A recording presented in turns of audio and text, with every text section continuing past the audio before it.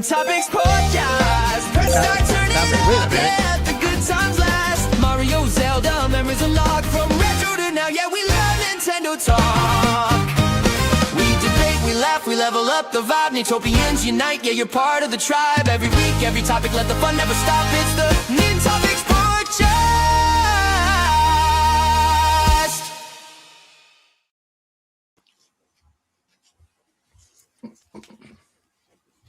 Hello. Hello, everyone. Cute. Hello, chat.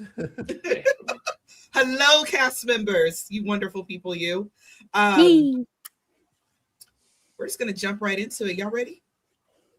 We are. Let's go. All right. Yeah. So shout out to the chat. So what is up, our Nintopians? You successfully launched the show that brings the hype and fixes the canon. We promise you fully evergreen content, meaning this show is always fun, always relevant, and never justified, because we don't do that. And our mission, and here is your mission. If you love the show, you can listen on Spotify, Apple Podcasts, or wherever you find your audio gold. And right here on Mike Odyssey's YouTube channel. We drop the blue shell every single week. Don't get KO'd. Hit that subscribe button and turn on your notifications. And I missed my spot. So, all right, grab your mushroom and your master sword. Press start. I promise I passed third grade, y'all. I promise I did. Well, obviously we're getting the master sword, right? But we can only get one, though, Joycey. So we probably need to fight against each other to see who's going to be carrying the master sword, you know? What if I have the master sword from the past and you have the one from another time? That works. And then that will work. And then we fuse a piece of meat to it. Yeah. So, quick question: the master sword is the very beginning, right? Throughout all times, it's the same master sword. Yeah, technically, yes. It is created in Skyward Sword. That's where everything starts. But some Zeldas, you don't even have the master sword. Some of them, but most of them have the master sword. Yeah. Now, is it just the art style that makes That's the interesting. I like it. grow in size and shrink, or does it fit to the rightful owner, such as Wind Waker Link, the sword being smaller for him? Is that an art style making it look smaller, or actually did it decrease in size to fit him? Or it adapts to him, Link maybe, right? actually smaller in this particular memory of the Wind Waker, because I have a theory that it's all the same story, just told by different people. That's why it's a legend. Who knows? It's a legend. Yeah. So I feel like it's the same story. I'm waiting for the. I'm waiting for the zoom out, and then we see an old man saying like, and that's the legend of the Legend of Zelda. And then all of a sudden we see a little kid, and that's like the next child Link that the great grandfather is telling the legend of the entire story to. Can I say something? I gotta say this. Y'all know we ain't safe with Zelda topics. We just have to start talking about it. But I gotta say this. One thing that I would think would be so lit if anybody at Nintendo asked my opinion. I would love for the movie to be a trilogy, like Mike has explained to us, and it'd be this huge thing. And what's the young man's name who's playing Link? I forgot his name. Oh my goodness, Benjamin. Benjamin. Thank you. That's right, Spo and Benjamin. And I would love for Benjamin to just really break out this role and everything, and it'll be great. And it'll be like this huge, great classic. It could even, whether it's a big movie or even a great cult classic, like Twilight, Back to the Future, those movies. And then 40 years when we're all, at the 90s assisted living facility, still playing Switch and having console wars. Another Legend of Zelda movie comes out. And at the very end, I would love it to be Benjamin when he's older. And he's like, and that's the legend. You know what I mean? Or something like that. I would love the heck out of that. I would so love that. That's a really good idea. Yeah. That's an awesome idea. That would be awesome. Like passing on the torch, or the Master Sword, not the torch. Well, But technically that today's lead for illustration. our main podcast. Uh-huh. Are What, we having a Lily? delay again? The delay? Are we having a delay? Yes, Yeah, you we have are. a The audio? delay. So what I was gonna say is that illustration You have that a you delay. a very iconic, very iconic illustration, where it's Link from the original Link that everybody knows is carrying the sword and passing it on to Link with the blue tunic. That was intentional. That was intentional because not a lot of people. Because I know, Mike, that you were saying like, oh, why is Link wearing that weird green hat? Well, that is canon. I mean, that's the way it should be. However, a lot of people are going to get confused, and that's why they thought about that illustration. So it's passing out the torch, but instead of the torch is the Master Sword. That's exactly what that means. Very, very touching, very beautiful. I actually really like it. Yeah, I don't mean the hat is weird. I mean that the animation was weird for the game. I was looking at the animation. It looked like he had. Do you know Majin Buu? One of his Majin Buu's like transformation, where he has that long tail at the end of his head. I know Paul knows what I'm talking about. Yep. And so like he goes like that. It looks like a. So that's what I wasn't referring to the color of the hat or even the hat. I'm just referring like more to the animation of the hat in that particular game. Like, oh, it looks kind of weird. It looks like like he has like a tail on his back of his head. Yeah, that's the Sora armor too. It's actually a Sora tail on the back. It's very weird. We're talking the one for Twilight Princess. Yes. All right, so let's go ahead and get started with the podcast today. Today's episode is led by none other than the Queen, Joycey J. But before we start, we have to introduce the all-star cast, right? And we're going to do things a little different today because for those of you who are watching this pre-recorded, we just had a Nintendo Direct Partner Showcase in what was it, yesterday? It was yesterday, right? Yes. And so what we're gonna do, instead of saying what we're gonna play, we're gonna highlight what we liked about the showcase yesterday, and then and if you're listening to this pre-recorded, then that's just a little pointer for you to pick up that game or to check it out, right? And so let's go ahead and start with Paul. Paul, how are you doing? And then and then tell the audience what were your highlights for the partner showcase yesterday. I'm doing pretty well, thank you. I thought that the partner showcase was really good. It might not have given us that like 1 megaton brand new exclusive Nintendo third-party crossover game that, gosh, we were dreaming of, fantasizing over. But even looking at this list, there was a lot that I did enjoy. I thought that Indiana Jones getting a release date and getting to see the Nintendo Switch 2 version of was really exciting. The amiibo reveal of how they were going to look like from Resident Evil Requiem was nice. Oblivion, Elder Scrolls 4 was nice. I'm a big Final Fantasy fan, and I'm playing through Remake right now. So even though I own Rebirth, like I do Remake as well previously, seeing that Rebirth footage on Nintendo Switch 2 was really nice because it is a more ambitious, bigger world game. So seeing it, even if it was for a minute, running and looking so nice was cool. Turok Origins, I'm an old school Turok fan back on the Nintendo 64 with Turok 1, 2 Seeds of Evil, 3 Rage Wars. Those were some good times. So, again, not a brand new game because in some capacity we knew it was coming out, but it will be new when it comes out on Nintendo Switch 2 alongside every other version. So that was fun. Pragmata, which also had a demo drop that day, looked really nice. And we heard from events also positive things about it. Monster Hunter Stories 3 also.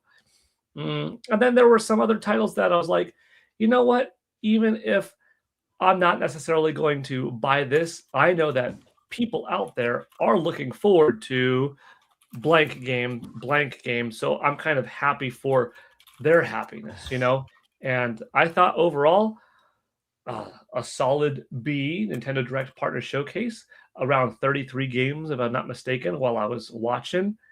And yeah, those are my top several, I guess, which means despite not having that one giant brand new exclusive title, quite a bit of variety. That was cool. All right, awesome. Sorry about that, guys. That's all right. I was because I have two setups. I have my computer back here. This is where I edit my videos. This is my live stream setup. I was taking the cable from the internet, the hardwire, and then adding it to this desk because I noticed that the delay was coming from me. So yes. So it's better now because now I can hear you guys. And you guys can hear me better. Yes, so, that's great. Now the computer is hardwired to the internet instead of Wi-Fi, so it's actually good. Cool. All right, thank you for sharing, Paul. Lily, how are you doing today? And what was your highlight from yesterday's presentation?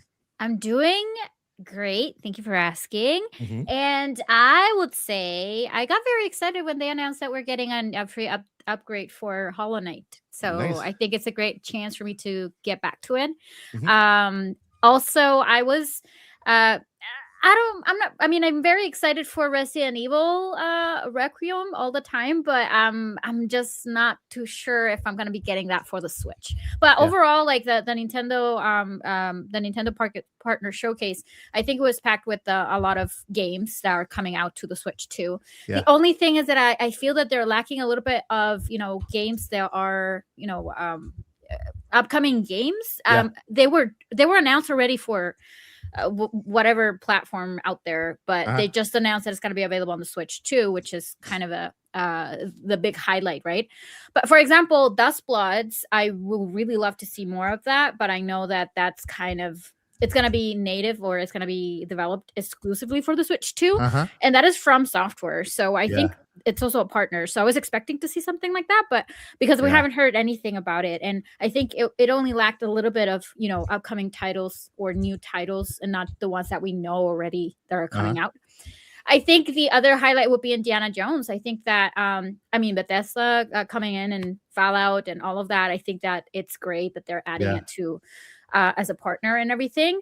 But I still feel that Turok was the one that I loved the way it looked. I'm not sure if because it was kind of developed or adjusted for the Switch.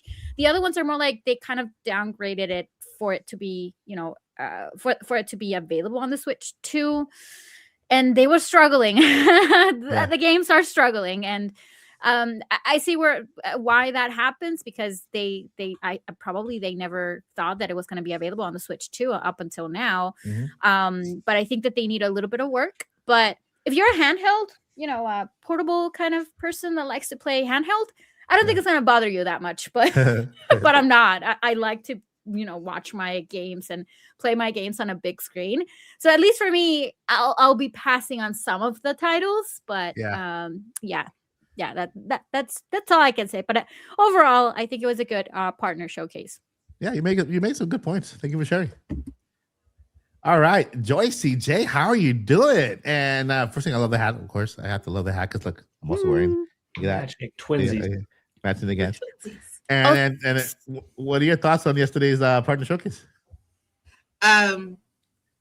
It's not really necessarily cold, but this is the only place I feel like it's appropriate to wear my beanie, no matter what time of year it is. Right. Sure. So thank you for accepting me and all my Zelda-ness. So I enjoyed the direct. But my biggest thing is, no matter who's saying what, even if it's someone reliable or whatever, always take it with a grain of salt. Yeah. And I'm like, oh, okay, I'll be at work anyway, so I'll have to kind of sneak in and watch if it's a real thing. We find out it's a real thing and it's great. There are certain games that I thought were cool, like Final Fantasy, but the one I was waiting for was Adventures of Elliot. Ooh. Adventures of Elliot is basically like a Link to the Past remix. Wow. And it reminds me of, Zelda. And I already played the demo like a few weeks, I think, after it originally came out. There's a lot of things that it looks like they changed. Yeah. And I'm excited for. So that was enough worth it for me.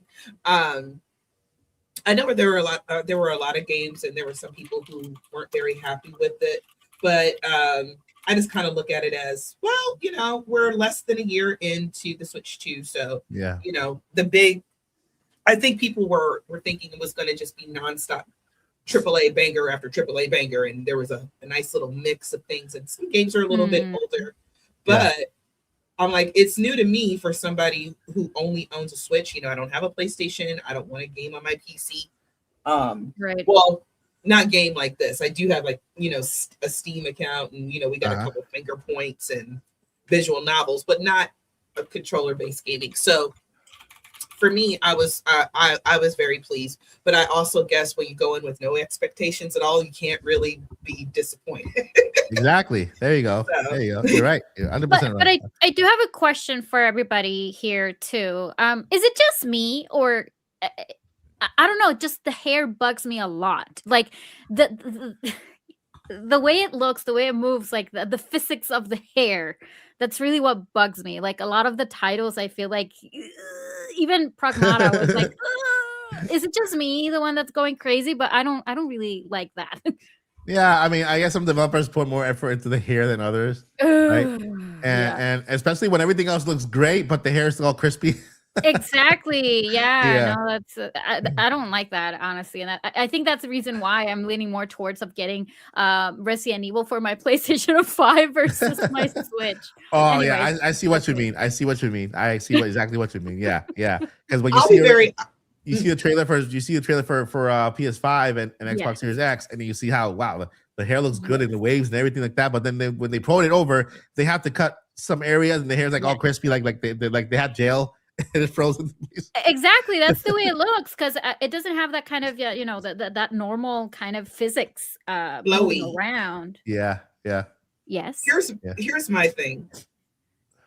Personally, since you have a PS5, Lily, I would suggest anybody who owns another system or is thinking of owning another system, I will tell you to buy those games on the better system. But me, and this could be me just not paying attention to detail, but to me, in the trailers and stuff, it looks exactly the same. One of my things about some of the hyper-realistic games is that everybody looks stiff. Yeah. Because it's more human-like. The average human can't just, like Zelda, you're going to climb all the way up the mountain and then sprint to the shrine. The average human doesn't really look like that. So that's why they all look stiff to me. And so when it comes to the hair, I'm like, isn't that the way it's always looks? I mean, we're used to it as Nintendo fans. We're used to it. You know, we're kind of like, you know what? What can you do? But no, it's because I'm spoiled of watching the other trailers. Yeah, you know what? When you started mentioning that, Joycey, have you seen those memes where they recreated all those iconic scenes from Disney princesses? Yes, I've seen a couple. It's super funny. Like, I don't know, Sleeping Beauty sleeping and having like all her makeup smudged because she's sleeping. I mean, that's the way it should be, right? Like in reality, but it looks like it's just hilarious. It's just amazing. She has no eye crispies or anything. Like, what the heck? You're not even getting REM sleep. Yeah, that's not how it works. But yeah, I see your point. But in my case, I feel that that's because I have the other consoles. But absolutely, if you don't have a PlayStation 5 or another console or a PC, then absolutely it looks great. It's something that you can definitely take advantage of, because if you were kind of holding back on getting those games because you didn't want it to get a PlayStation 5, well, guess what? If you have the Switch too, then you will be able to play all of those other games. Yeah. That's a positive side. I personally enjoyed the partner showcase, and I know Paul understands this part. Like when you start talking to developers behind the scenes and you kind of know how hard they work, you kind of start seeing presentations like this in a new light. For example, there were a couple of indie games that made it to the partner showcases. For them, it was like a huge deal them to be there in front of so many people. And so I'm like, you know what? If you find one game that makes you say, "Hey, I'm going to buy it," then you won already. You've already won with that one game. And even more with a couple of games. And so I personally saw a couple of games that I'm thinking of picking up. The chat was also while we were live streaming it, I saw that a lot of people were like, "Man, my wallet's gonna not gonna like this." And so if you go into a Nintendo Direct partner showcase, by the way, and you find a game or two that you love that you're gonna pick up, that's a win for you. That's the win, right? Sometimes we're just kind of we like to go with the flow, and I understand that's kind of like how the things go when when content creators out there, including myself, sometimes we have high, sometimes over unrealistic expectations, and we start predicting things. Then we kind of hype the crowd up, and then when we don't see those games, then it's kind of, oh, that directed, it wasn't this, it wasn't that. Like, I mean, it wasn't really, or was it we had unrealistic expectations going in, right? And so I think that it's important for us to know rumors are rumors. Okay, somebody said this, somebody said that, is not confirmed. Don't even take it with a grain of salt. Just look at the bottle and just put it to the side. And leaks can only come from the source. A leak can only come from a source. Nintendo leaked something. A Lego Zelda statue got leaked. We see the image, whatever, But so whenever you go to into a Nintendo Direct Partner Showcase, at least Partner Showcase, you can have more expectations for a general Direct first party than a Partner Showcase or an Indie Direct, right? Just kind of lower them to make sure that when you go into them, you enter them with this sense of discovery, right? Don't go expecting things. Go into it with, you know what? I'm going to find a new game that I'm going to love, and that's going to be my new favorite game for this year. And when you go into that like that, and you see, wait, that first game that looks like a cartoon looks amazing, looks awesome. It's a brand new game, brand new title, and you'll never be disappointed. Never, And so I loved it. I think it was a good presentation. I saw a couple indie games there that from developers that I recognized. Oh, that's so awesome! They made it to the Partner Direct. That's very cool. And I felt pride for them. Like, yeah, I'm so proud of them. They made it this far on a Nintendo big stage and all the success to them. And so it was great. It was awesome. I give it a good. Good. We got excellent, we got good, we got mid, and we got bad. I give it a good. And so those are my 2 cents. But today we have a special podcast that's going to be led by none other than the queen right next to me, right here. Queen right here. Joyce, Jesse, what are we doing today, Joyce? What are we doing? Man, we have got to talk about our biggest gaming fails. Just something that you're playing a game and just something really, really either accidental or something that makes you rage quit, something that negatively surprised you, things along those lines, or, did the power go out, while you're on that final boss or something like that. So we're going to go around and I want to hear you guys' fails. Go Mike, you first. I'm gonna pass the baton to Paul because Paul, it looks like he wants to tell his fail. Come on. Okay, go Paul. I have been thinking today, knowing that this was the topic, and funny enough, I've been thinking of friends' fails who were playing with me at the time, more than my own. And that's not to say I probably have never had a gaming fail or never realized, oh my gosh, I didn't turn it on, like one of those moments. But for this event, for this task, I just could not come up with one of my own. So I might circle back to me, but I will share a friend's fail in the meantime, if that's okay. Yeah, of course. That's okay. Yeah. So this was the Xbox 360 launch, and I was camping out with a friend. We were outside of a Walmart, and it was going to open up in the morning, like 7 a.m. or something like that. This was December 31st into New Year's. I just left a New Year's party, and I was like, yeah, let's go camp out at the Walmart for the Xbox 360. So you're looking at, November 2005 or December 31st, 2005 into January. Got the Xbox 360. He was super excited for Perfect Dark Zero. I got Perfect Dark Zero as well because I loved the original on the Nintendo 64. Get home, boot it up, all that stuff, play it. And then he starts texting me throughout the day. Blank this blanking game. This game sucks. What is wrong with this? How the blank do you get past this? I'm like, I'm not gonna mention the name of the person, so I'll just say so and so. What do you mean? Like I'm in the third area, like in the underground parking lot. I can't get past this. The thing is red on the door, and you got to push it, and it's not working. And what's going on? Bless you.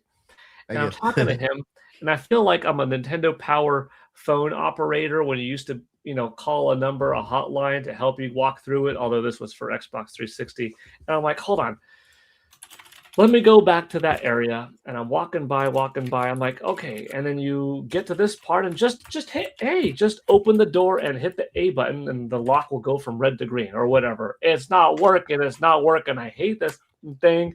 I wish I never bought it. I'm ready to throw it in the trash. Like, I was like, oh, I'm so frustrated. I'll talk to you later. Maybe I'll buy another controller. So, a few hours later go by, and like, it's not the controller. I bought another controller. I even bought new batteries. And I feel like a blank doing this. And here he just bought the system. He's been relatively like early on in the game, maybe 30 minutes in. This is not a long game in the first place, but he's nowhere into the story. I'm like, I don't think it's a battery issue, dude. It's not working. I can't do it. I'm like, let me go through it. So we ruled out. I mean, this is user error big time when I tell you what it is. It's not the controller. It's not the second controller. It's not the batteries. I'm running through it, and I realized in this gunfight that's kind of before this door opens, you have to crouch because otherwise you're going to get shot. And then I realized, hold on, I crouched and I went to that door. I won't open. I'm like, hey, you're crouched, huh? What do you mean? Well, you crouched with the right click button because he's pushing every button. I'm like, I think it was like right click or whatever. And he clicked it, and all of a sudden he went from being this tall to this tall. He hit the thing. He's like, over the phone, blank and blank. I'm a blank and blank, blank, blank. I was crouched. I bought a second controller. I bought second pair of batteries. I was going back and forth. I've been in this thing. You're halfway into the game. I've been doing this for 7 hours. I regret my life right now that I've been wasting all my time with this. I'll talk to you later. Bye. and that was it. So this became in my group of friends called, if you ever had this moment of like, duh, all you had to do was this. It's called pulling that person's name. So pulling is so-and-so. So later on, like if I had a friend who was in a similar way stuck in, I remember it was like Batman Arkham Origins not Arkham Origins, Batman Arkham Asylum or Arkham City. And I kind of helped him get through something. I was like, you just had to do this. And that's called pulling a. He's like, no, no. I'm like, I might have to change it to pulling a him. It's like, no. Keep it to him. That one was worse. I'm like, that one was worse. So, anyways, big gaming fail. I will try to find out one my own legitimately because I'm sure there is. I'm thinking more of like the friends that have had it, alongside me either in person or over the phone. And this is the one that struck out because it was the biggest one where for like 7 hours into launch day, us both playing the game, picking up at the same time, he just was crouched. And that's why no matter what button he hit, he couldn't open up the door because you had to be higher. And as simple as that. So to this day, I do get a chuckle out of it. And his reaction obviously set it over the top with the expletives, how bad he was. But yeah, that's the one that I have for now. That's certainly a retro fail. I just while you're talking, I thought about my perfect one. Yeah, and it's not gonna make me look good, but I don't care. It's still a fail. And so this takes place in the 90s. Okay, in the 90s it's a simpler time. Things were still coming out. The Game Boy was coming out, and it was exciting. And then Nintendo dropped another item. The games were coming out constantly. And so I used to visit my cousin's house because that's where the Nintendo was, the NES. Me too. And so I started visiting my cousin's house and I came back home sick. Oh, And I was like, oh man, I threw up. oh. And then the next day I went to my cousin's house again, spent some time, came back home, threw up again. Like what is happening? Is this person sick? I'm like, yeah, I think they're sick. I think I got it too. And so this happened for about 2 weeks. I kept going to my cousin's house. I'm like, are you still sick? My mom was like, she took me to the doctor and everything. And I'm like, you okay? Fever? Yeah, I keep getting dizzy. And this, I just made it up. I'm sorry. I'm sorry, doctor. I'm sorry, mom, because it's the first time. if you're listening. And so this happened for about 2 weeks. I kept getting sick. And then the big reveal, which is not a big long story. I'll circle back with another one. But what I was doing is I was playing Virtual Boy. And I didn't care how sick it made me. I was just so excited about it because when it came out, the first Virtual Boy, I'm sure they kind of maybe cleaned it up or they improved it as they went on. And I'm sure the NSO version you're gonna get in a couple of weeks, this month, right? Is when it comes out? Virtual on the 12th. Yeah. So yeah, next week. So Yep. the version you're gonna play next week is probably a little cleaned up, a little more high resolution. Yeah, so you don't get sick. But when it first came out, it was like, oh my god, you got dizzy and like all those red colors. It was pure red. All those flashes of light, and it was especially when you play games with a whole bunch of lines. Mario Tennis. I used to play Mario Tennis. This paintball game, and so every time I played it, I ended up getting dizzy and getting sick and going home. And my mom thought it was contagious or whatever, but I didn't care. I just went back and because I was so like impressed by the the thing back then that I didn't care if I was getting sick every time I played. I'm like, I don't care. I love this. Go back to it. And even when I used to do that, my cousin sometimes he got upset at me because I used to sneak in without permission to play. And one day I was playing Virtual Boy, and I kind of broke it, and then I went out the window, left to my house, and then I told my mom, and I made my mom buy him a new one, which was gonna be my personal one for Christmas, but and so yeah, that's like a double fail. The constantly playing Virtual Boy, even though I know it was gonna make me horribly sick for 2 weeks in a row. Sneaking in to play games anyway, and then breaking it and then sneaking out the window, and he didn't know what happened to it. He passed away. He with us right now. He still doesn't know. So whenever we go to heaven, I'll let him know. I'll just I'll let him know. Hey, it was me who broke your Virtual Boy. Oh my god. So that's my one story. Thank you both for sharing so far. Lily, what about you? I have 2 stories to share. I guess I'm gonna start with the one that made me, I wouldn't say rage quit, but I decided not to continue playing that game. But I did get back to it. I mean, it was kind of a phase. It was kind of I was very shocked with, the game and everything. And I was like, okay, I think I have to stop this, especially because I was on stream and, having that kind of pressure, knowing that my community is watching. I wasn't very confident about it. So I used to hate, because now I love them, horror games, like not like not survival games. Like Resident Evil has been like, I love Resident Evil, Silent Hill, those kind of survival games. They're not really as scary as, but for example, all those kind of other games where you need to survive with what you have. And I was specifically going to start playing very scary games. And so someone recommended me a game that you might recognize, which is give me just 1 second because someone is sending me stuff and I need to reply back. So the one that I was kind of getting into, a friend of mine recommended me this game, and he was like, "You have to play it. It's super cool. Go and try it." So I did.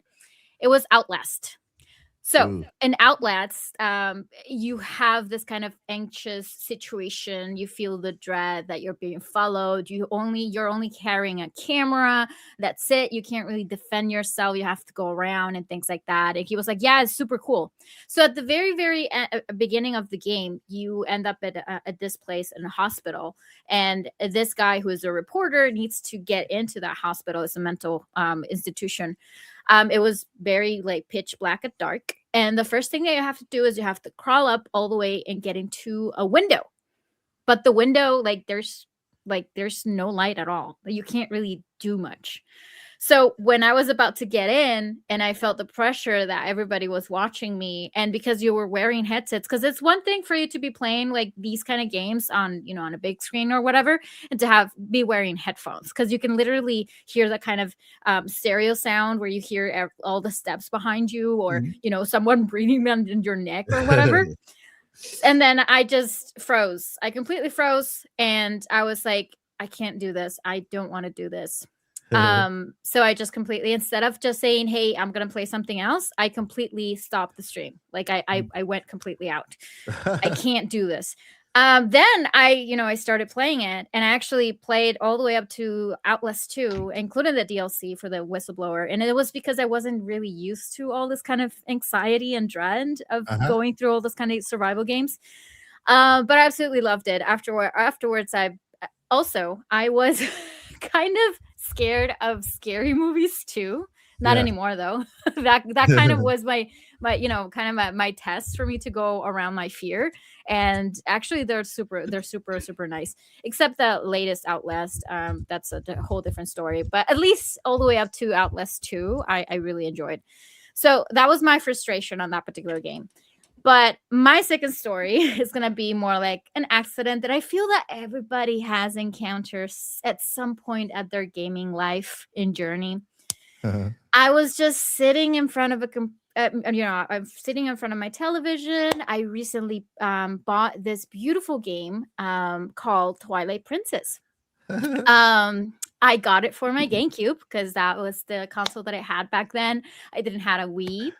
And then for some reason, I always like to start like 2 files. So I started my second file. And on my first file, I think I was all the way up to the Sky Temple, if I'm not mistaken. It was my first playthrough. I've never seen the ending of this amazing game in my life. And then I decided to start playing my second file.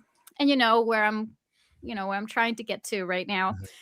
Unfortunately, I was on Orthon Village, which is the, kind of the tutorial of Twilight Princess. And for some reason, when I saved it, I saved and overwrite everything that I had on my first file. Oh my God. About 40 hours. Oh man. Hurts. I mean, that hurts my heart.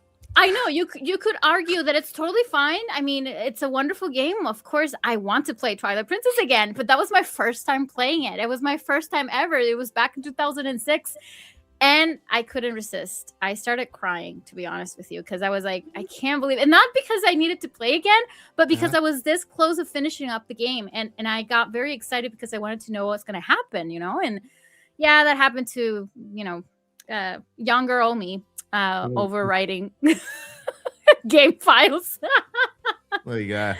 Yeah, so those are my two kind of retro fails that I can share.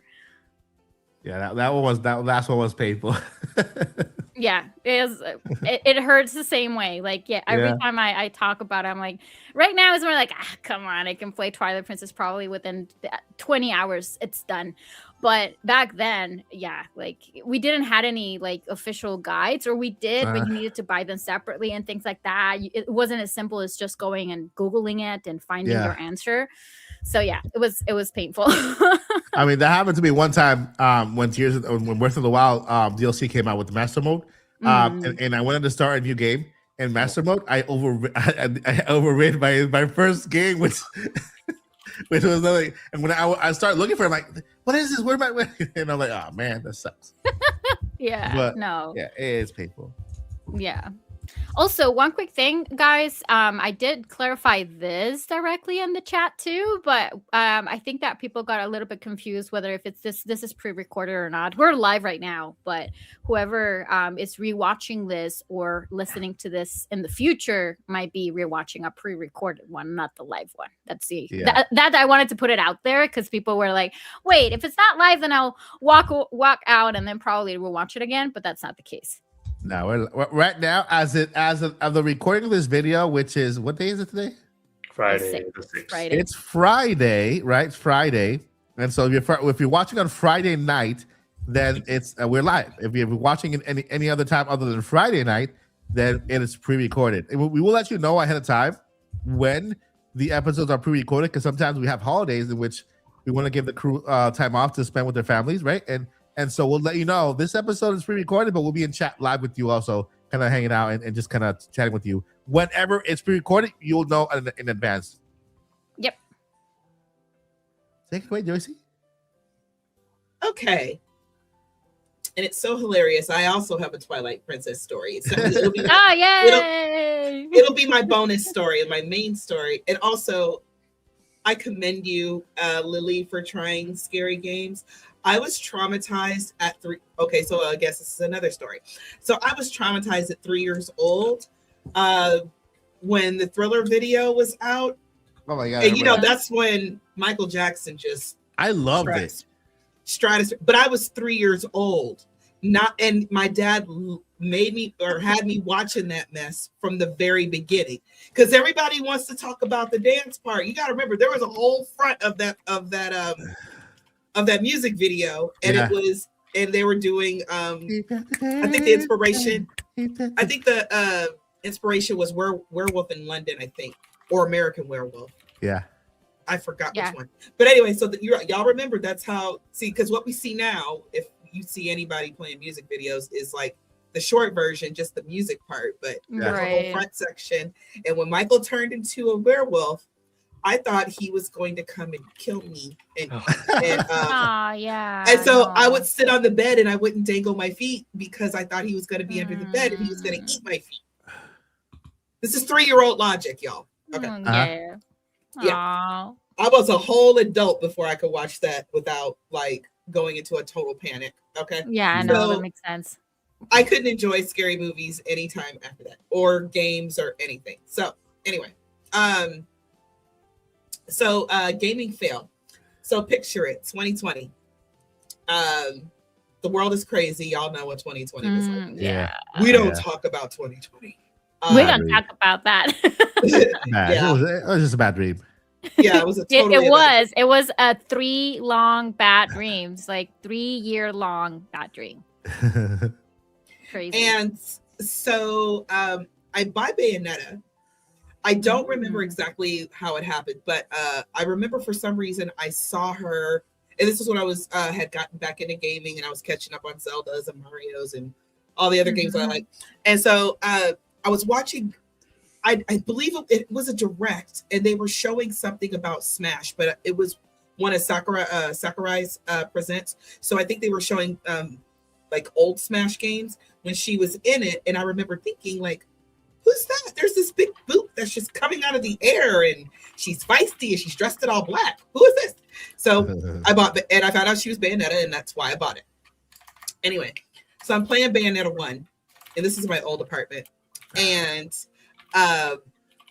Bayonetta 1 is arguably the hardest of the 3.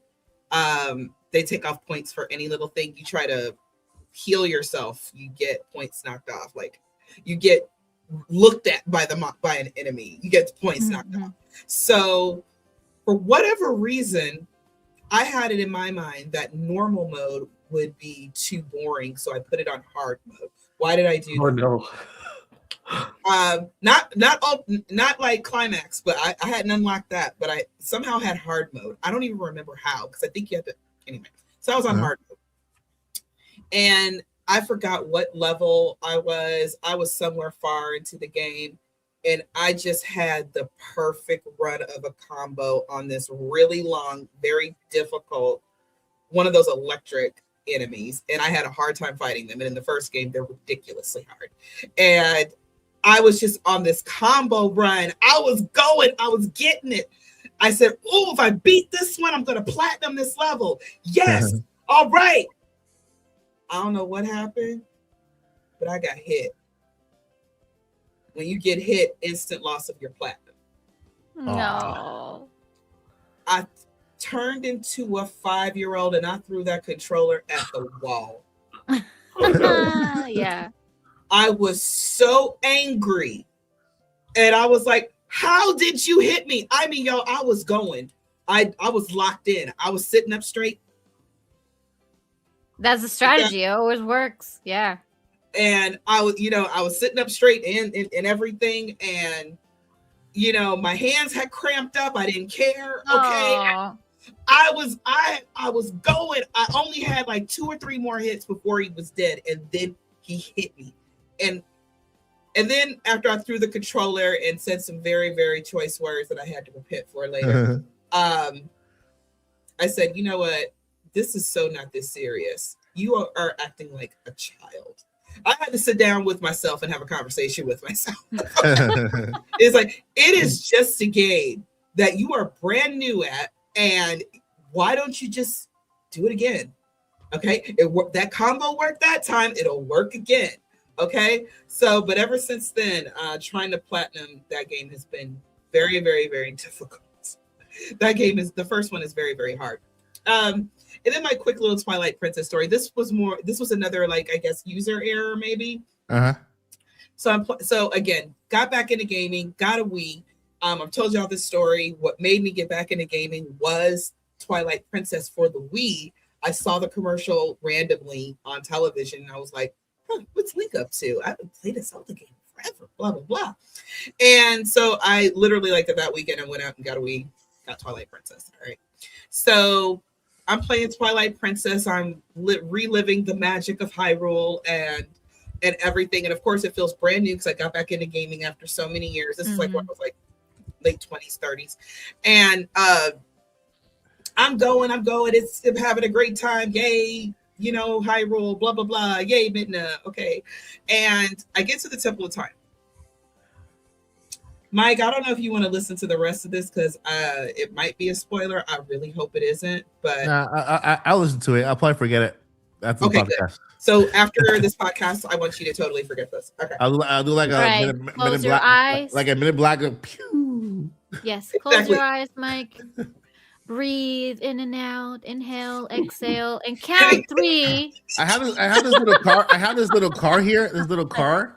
Oh, you're distracted. Okay, cool. And so the little car, when you pull it back, for some reason it rides by itself to the front. I'm like, how? Squirrel! This is magic. How is this happening? All right, perfect, Joycey. Go on. He's distracted.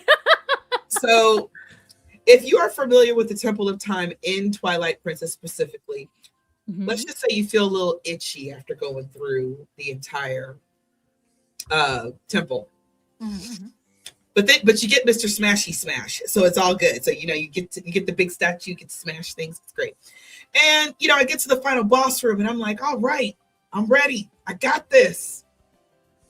And I'm walking around, and I'm like, I said, oh Lord, I gotta look up. I said, I know it's about to be some mess. It's about to be like, some mess. All right, y'all. I look up.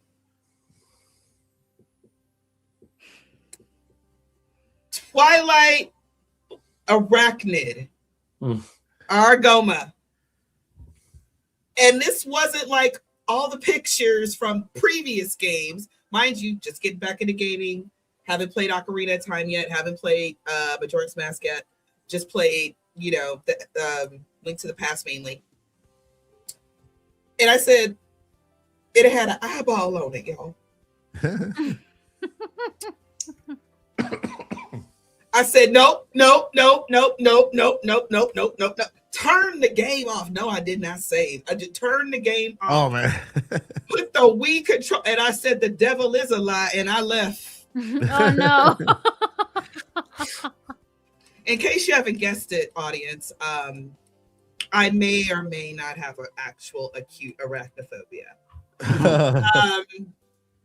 There are reasons I will never visit Australia. I know the people are wonderful. But there is something about the spiders in Australia that look like basically a final boss. Yeah, so any of my Australian peeps, if you watch, yo, power to you, man. Much respect, because I That's can't. funny. Y'all be waking up with spiders just in the house, chilling, eating all the food and everything. Okay, and I can't do that. Okay, I got to clean out corners because I don't even like those tiny little baby little dust spiders. And just like, yeah, they're there. They're adorable. Little ones. Well, yeah. I always protect them. Like, don't kill it unless it's like a, he masses one. I'm like, yeah, I'll just take it away. No. Spiders don't pay no rent. They die in my house. Let me tell you. So, yeah. Eventually, after like 4 or 6 months, look, y'all, I got mental issues. I had mental issues. Okay, I was scared. Now I'm like, I would just process it really quickly. So I don't have to look at spiders. I didn't even like them in Skyward Sword either. I was like, they still look a little too real. And for whatever reason, the other spiders that are in Twilight Princess that are also huge, that have the big sculptulas, those didn't freak me out as much because I'm like, no spider looks like that. That's just ridiculous. Our Goma looks like an actual tarantula. And yes, that's how she was based off of, an actual tarantula. Okay. Yeah. No, thank you. But I finally got it together, and months later, I replayed the game. I just started over, knowing. Months later. Yeah, months later. It was like 4 months. And I knew where that part was, and I said, "We're just gonna like get real good at arrows and just shoot it down. You just got to shoot it in the eye because it's Nintendo." And then you need to squash it, which is hilarious. I love that. I almost wonder, I've never looked this up and I'm going to now, but I almost wonder, how after you kill the main body and then Link's like, yay, and putting it sheathing his sword, and then he's like, wait a minute. And it's just a little eyeball that's like, yeah, with all the other small spiders or whatever they are, it looks disgusting. It does look disgusting. Around and just kill it. But I was so busy laughing at Link's expression that I was kind of like, oh, okay, bye. Okay, fine. Yeah. So those are my scary times and certain fails and everything. Yeah. Now I've played Twilight Princess several times. It does not bother me now. Yeah. I've been waiting for the HD port. So I've been waiting for the HD port for a long time now. I think I'm about to give up hope and just install my Wii U back on and then play it there because I own it on Wii U. I own Wind Waker, Twilight Princess on Wii U, and so I just might as well play it there, right? Yeah. Because waiting for Nintendo to do something that you want is very rare. So you have to. Yeah, I think I'm going to do that. You know what? I'm not playing a game right now. I'm going to start playing Twilight Princess this week. You should. Yeah. Just don't remember anything about this particular part of the game. I mean, you didn't spoil anything, to be honest. Probably forgot already. I remember an eyeball jumping up and down with little spiders. That's all I remember of the conversation. Yeah. So. Okay. No, Joycey didn't really kind of spoil. Yeah, important details. While you were talking, I was just thinking about the Goma over at Tears of the Kingdom and at the depths of the cave, not the cave, the volcano, Death Mountain. It's a moth at the time, right? What? She was a moth, I think, in Tears. It's also like a spider, right? And it has an eye in the middle. You have to kind of. It's a Goma, but it's a marble Goma. Yeah, and, it's the one in the fire temple. Yeah. So it's kind of like the same thing. You kind of just hit the eye and. Yeah, but that's the thing. Like, it doesn't look as scary as looking, or the realism that Twilight Princess has versus what we're used to on a Zelda game. That's really what. Because even the golden, the Skulltulas, like the regular Skulltulas, and just the spiders, they look horrible. And I don't have a phobia. I don't have an arachnophobia or anything. Yeah. But even for me, I was like, okay, they look creepy. I mean, they are. But I don't know. Yeah. I mean, it's not so bad when it's cartoony, even though they still make me uncomfortable. Yeah. But Twilight Princess is like fake realism. I'm Yeah. sorry. Yeah. It's Yeah. I fake mean, realism, but that boss was no, y'all just picked that up out of Australia and put it in the game. No. yeah. Yep. Yeah. Yeah. Oof. I wanted to quickly share a little clip of my fail going through Trial of the Swords that I still don't understand what happened. So, if I may, of course. I would like to share my screen a little bit so that Uh-huh. everybody can see and tell me what the hell just happened, because I have no idea what happened. Like, no clue. So let me just play it. Let me analyze this. Yeah, let me just play it. Yeah, we have 2 lilies now.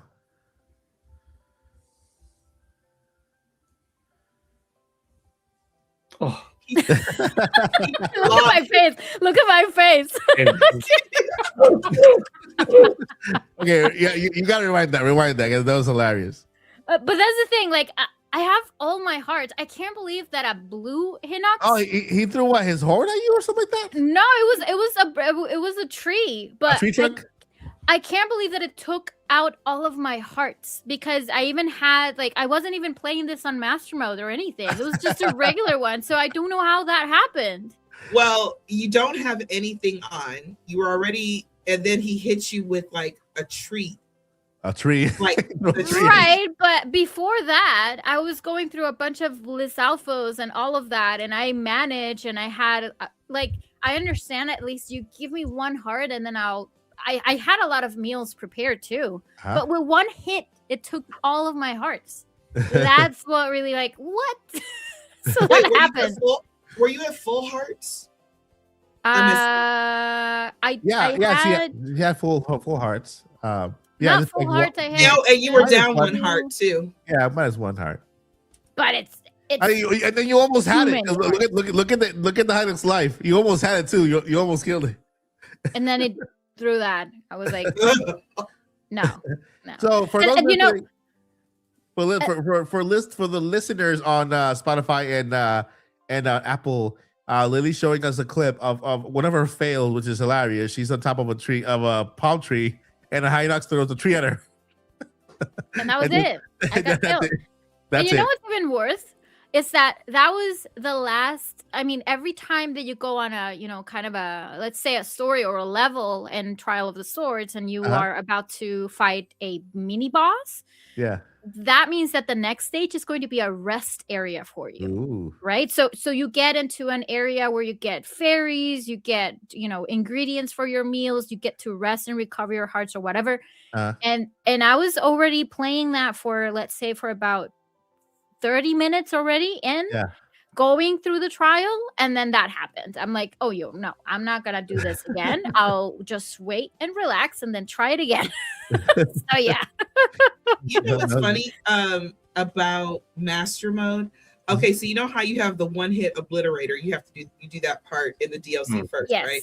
yes. Oh wait, I'm actually conflating 2 different things. But anyway, that didn't bug me as much. I found that to be a really fun challenge, because I'm always joking, especially now that I've been playing games consistently for a much longer period.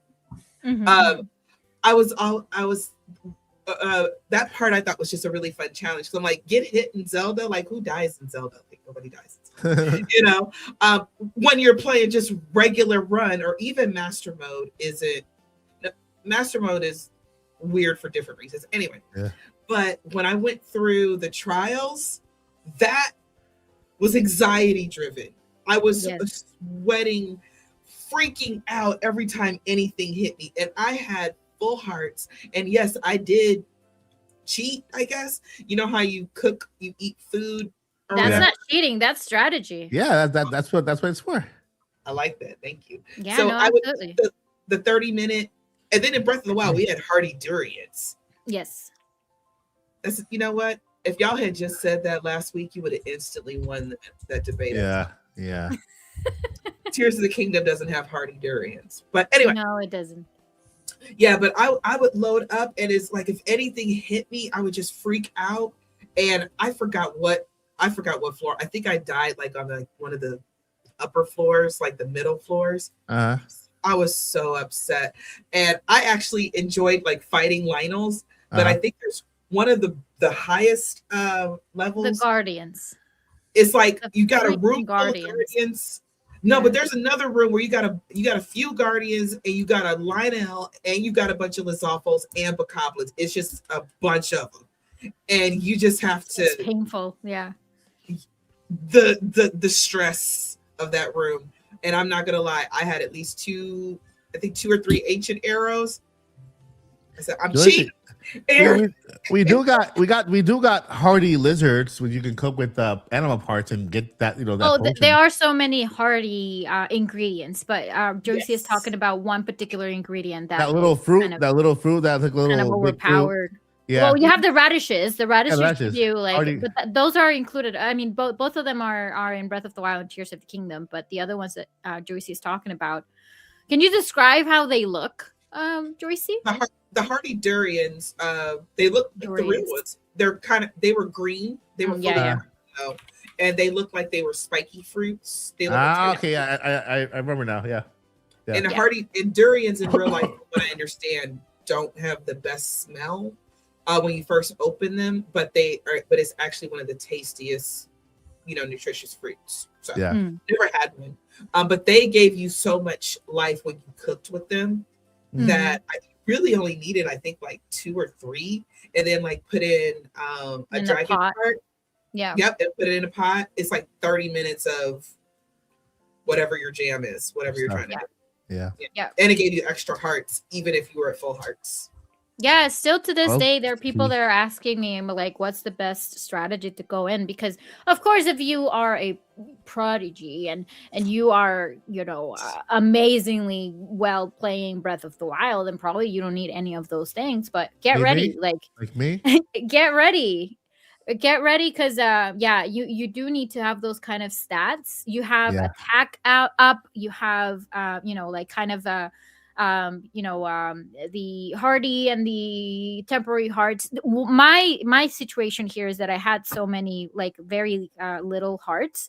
I needed to complete a lot more shrines for me to get more hearts, because the temporary hearts, of course, as soon as they hit you, they're gone. They're gone until they're gone until you get another potion or elixir or whatever. But yeah, you really have to come up with this strategy, as well as don't waste your weapons. Like if you're on the first levels and the first camps, just use your bombs. And if you can, like upgrade your stasis as well. Like if you have the stasis plus, it'll stop your enemies from attacking. Like use strategy, because that's the only way that you're gonna go through the trials. Like there's no other way.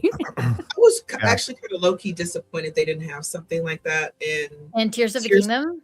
Even just for funsies, because to this day, nothing scared nothing. Actually, I did find another fail. See, remember when I was telling y'all earlier? I was like, I don't have any gaming fails. I don't know. Oh, there you go. Yeah. Cave of Ordeals. Again, Twilight Princess. All right, my friends, we have reached the end of the podcast. Oh my God, that was an hour for today. Yeah, I mean, the time flies when you're having fun, right? And so, I just want to say one thing. I think if I put effort into lore, I can be a lore master. But I'm more into mechanics, and so I can say this: I'm a master player at Zelda. I'm a very good player. I can say that without pride. Because you're a real fan. And it's because I love. I've been playing since I was like 5 years old, I think. And so even Mario, I speed through all the games. I'm a very skilled player, and I know how to speed run. And so with Zelda, I love to challenge myself, get 3 hearts, and get all the towers with 3 hearts, try to defeat as many enemies as I can with 3 hearts. I do it, and it's fun, right? Because I like challenges and puzzles and stuff like that. I don't quit with puzzles. I don't quit. I could be 2-3 hours in one puzzle and just trying over again without even getting upset. Like I said to you, I can be 7 hours at the DMB and it doesn't bother me. so playing over and over again, at least I have that thing. So I promise that by the end of the podcast, I will be closer to a lore master. At the end of the season 5, I will get into more lore and then become I'll join the ranks of Lily Hyrule, Paul Gale, and Joycey J when it comes to Zelda. All right, friends, without further ado, let's introduce one more time the All-Star cast today. They're gonna let you know what they have going on, and then where you can find them. Other than you can see here if you're watching on the screen, you see our new layout where we have the crew on the side. Those are all of their addresses where you can find them at any time. Subscribe. You can listen to on Spotify, Apple Podcasts, and Google Podcasts as well, because it goes automatically on Google Podcasts once the podcast ends. And then it'll be on Spotify and Apple Podcasts the next day. So, without further ado, Paul Gill, take it away. I am at Paul Gale Network on YouTube and on X. On X, you could see my opinions on video games, including fact drops on video game sales, which I like to cover quite a bit, like the Nintendo fiscal report that we just had. I break down Japanese Famitsu sales numbers every week. And on YouTube and TikTok and other places, I put up a daily gaming history short of what came out that day in gaming history. And occasionally I do countdowns as well. I will say this, something really cool that I have found out about the gaming history shorts is that so many people find it neat that, like, hey, I didn't know that so-and-so game launched on my birthday. That's kind of neat. Yeah. Because that's sort of the thing. Like, there's 365 days in the year. Everyone will eventually be like, oh, so my birthday lines up with blah. So if you just follow those shorts once a day, it's your coolest calendar ever right there. That's kind of what I've got going on. That's who I am, and that's where I'm at. Awesome. Thank you, Paul. And take it away, Lily. Thank you, Mike. Thank you very much for gifting that membership, Quicksilver, by the way. Thank you on my channel. I appreciate that. Nice. So yeah, you can find me as Lily Hyrule on YouTube, of course, or here on Mike's Odyssey channel every Friday, 8:30. And what I have right now going on my channel, I've been doing this kind of gameplay loops every Wednesday. So I just leave it there. So whoever is, working, studying, doing whatever, and they want to put something in the background. I recently started Twilight Princess HD, by the way, all the way up to the Goron Mine. So it's just something that it's just playing there for your pleasure, basically. Nice. It's just me playing, but not live. I know that I've been throwing off a bit some of my community because they think it's live, but I am in the chat though. Like I'm usually like in the chat while I'm working or doing something and just having a quick chat with all of you guys. So that's what I've been doing. And in terms of other content, I've been sharing a lot of memes on the social media, especially Zelda memes. So if you're into that, and if you like those kind of funny interactions, you can find me everywhere: Facebook, Instagram, YouTube as Lily Hyrule. And I think that is it. I am currently going to be working on some tutorials for some games too. So nice. Zelda games specifically, but yeah, that's probably nice. I'll branch out to other games, but most likely it's going to be just Zelda. So yeah. That's pretty cool. Yeah. Thank you, Lily, for sharing. And I'm going to take it over to Joycey J, DJ Joycey J. Joycey, where can we find you? On Twitter. You can find me on Twitter. Twitter. Really nowhere else. Here every Friday.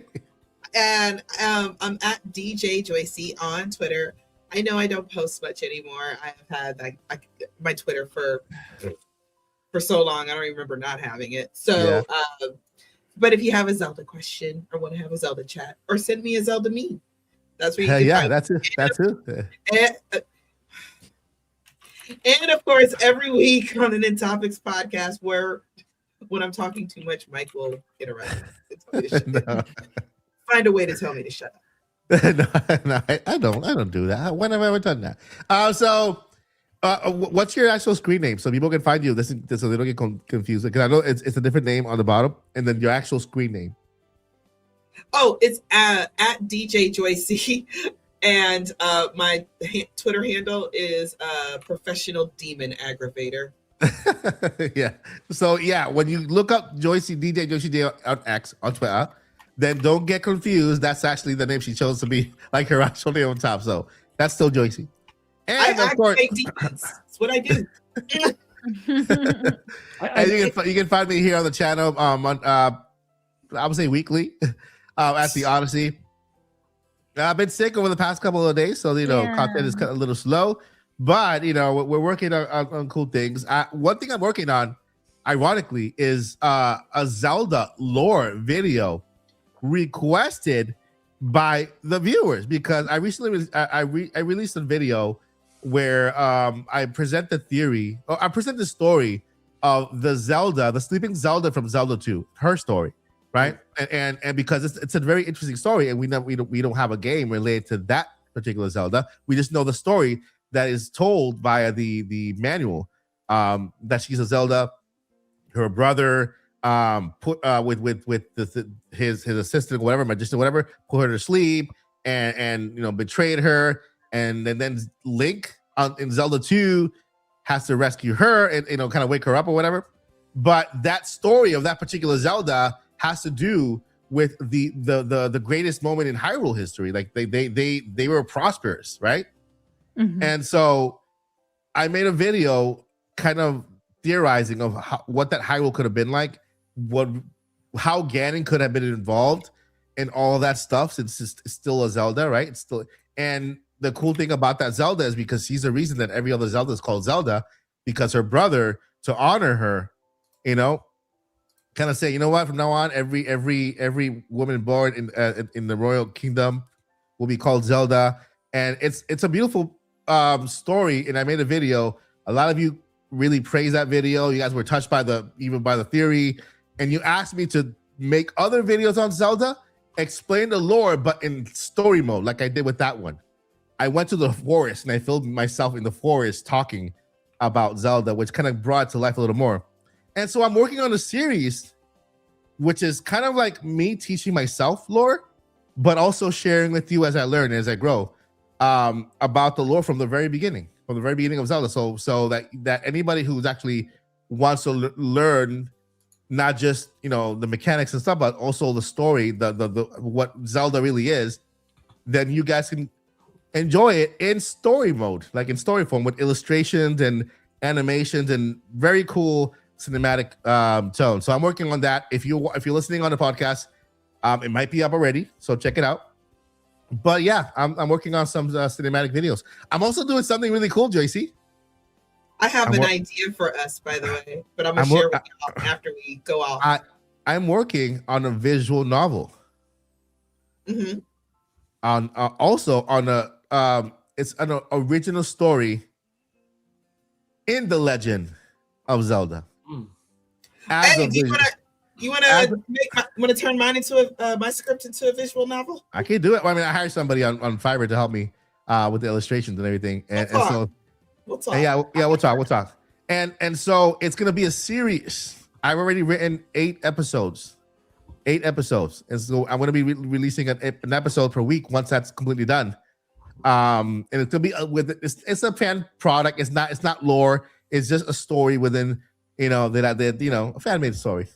So hopefully that comes to play.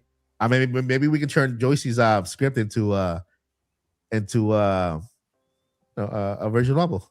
Yeah, and if you need voice actors, I would love to be part of it. I'll reach out for sure. For real. Yep. That'd be awesome. All right, guys. Thank you guys for oh my god, I just got some. I got rewind. My friends, thank you for watching the Nintami podcast. I hope you guys have a wonderful, wonderful rest of your weekend. Next week is Valentine's Day weekend. There's a chance we might have a pre-recorded episode. I'll update you within the week. If not, we'll be live here. But there's a chance I'll let you guys know beforehand. Thank you guys so much for watching. Make sure to subscribe to Lily Hyrule, Paul Gale Network, and follow Joycey Day at DJ Joycey Day on Twitter. And here at Mike Odyssey on YouTube. Thank you guys so much for watching. Before we let you go, we got 2 things we got to let you know. Number 1, never give up. And number 2, the balloons are coming up. Number 2, journey on. Journey on. Thank you guys. Bye. Bye. 9 Topics Podcast. Press start, turn it up, let the good times last. Mario, Zelda, memories unlocked from retro to now. Yeah, we love Nintendo talk. We debate, we laugh, we level up the vibe. Newtopians unite, yeah, you're part of the tribe. Every week, every topic, let the fun never stop. It's